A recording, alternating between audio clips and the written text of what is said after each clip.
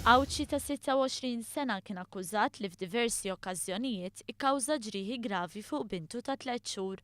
Il-pulizija ħadu azzjoni wara li t-tifla tiegħu ittieħdet l-isptar Mater Dei minħabba li kienet qiegħda ssofri minn emorraġija interna u dbenġil.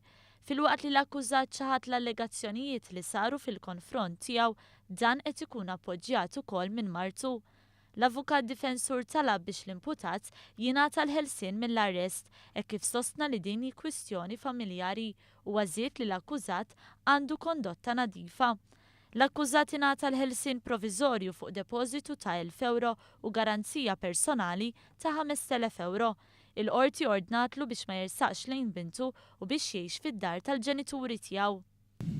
Illiberati ż-żewġ żgħażagħ Franċiżi ta' 21 sena wara li ammettew li vvandalizzaw 3 karozzi parkjati fis-swieqi huma ġew illiberati bil-kundizzjoni li ma jagħmlux reat ieħor fi żmien 3 snin. Wieħed mill-Franċiżi ammetta li fil-15 ta' Lulju ikkaġuna ħsara f'karozzi tat-tip Alfa, Opel u Peugeot. Filwaqt li żagħżugħ ieħor kien mixli li kkaġuna ħsara fuq karozza tat-tip Renault. Iż-żewġ Franċiżi ammettew ukoll li kienu fis-sakra f'post pubbliku u ma ħallsu s-somma ta' 1,087 euro tal-ħsara li jagħmlu fuq l-4 vetturi.